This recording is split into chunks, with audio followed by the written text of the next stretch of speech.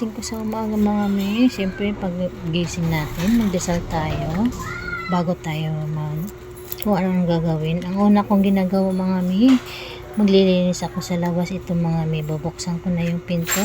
Dahan-dahanin ko mga mi pagbukas kasi mga 3 o'clock pa yan. Tapos maingay yung gate ko. Ito ang mga mi ang ginagawa ko araw-araw. Maglilinis muna ako sa labas kasi bakit ko inuuna ang labas mga mi? Kasi ayaw kong maglinis na may mga taong dumadaan. Kaya maaga ako nagigising para maaga ako makapaglinis sa labas at walang taong makakita kasi ayaw ko yung maraming dumadaan mga mi kasi ganoon talaga ang ugali ko mga mi, kahit sabihin nilang OA kasi lagi ako naglilinis araw-araw sa labas, sa mga pader, sa mga pinupunasan ko yan mga mi, hindi ko lang pinapakita kasi hirap mga mi mag-video na mag-isa ko lang, lalo na pag ganitong oras naglilinis ako. Kaya mga mi, ayan, dinadahan-dahan ko lang yan mga mi kasi matulog pang mga tao kasi 3 o'clock pa yan mga mi. Ayan, gusto ko kasi mga mi bago ako maglinis sa loob, malinis na yung labas. Ayan mga mi, nagsasabon ako ng dito sa hagdanan kasi alikabok yan mga mi, harap kasi yan ng court.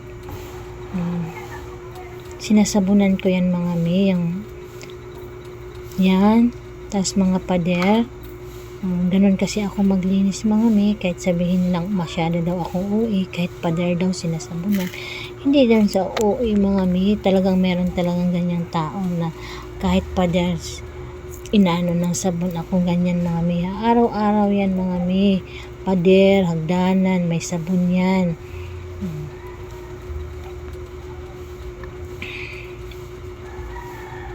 Kahit nakakaantok yan mga mi, pero pinipilit kong magising kasi wala namang ibang naglilinis, ako lang.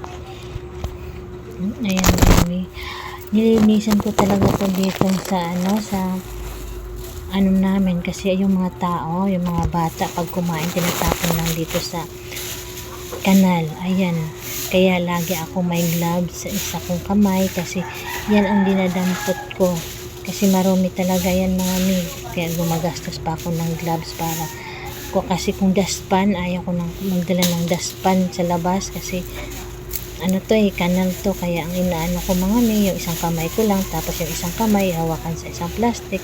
Ganun lang ang kinakauboy kong paglinis mga mi kasi galing yan sa kanal. Ayan mga mi, ang nilinisan ko lang talaga mga mi yung harap ko lang kasi yung oras ko ay minamadali yan, hindi ko na kaya maglinis sa iba-ibang kanal, sa ibang, siyempre harap ko yun ang linisan ko, kaya ganun lang mga mi. Ayan,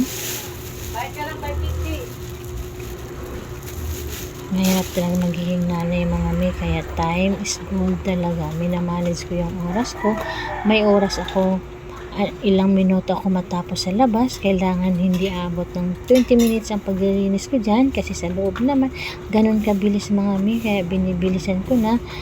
Alas 3 pa yan ng madaling araw mga mi, laging ganyan ang paglilinis ko, kahit pagod ako basta makapaglinis ako ng bahay tuwing umaga kasi gabi lang din kami umuwi mga mi, kasi pag hindi ako makapaglinis ng bahay hindi ako comfortable.